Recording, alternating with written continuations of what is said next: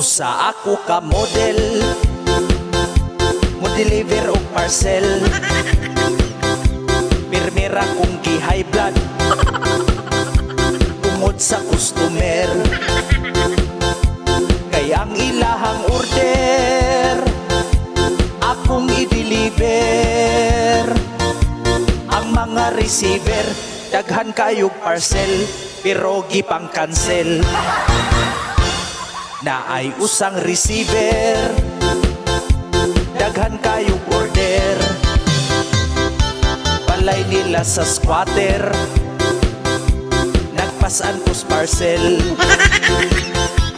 Dalan pasikot-sikot dugay kong naabot. Unya makalagot kaysa akong pag-abot gi-cancel og horot.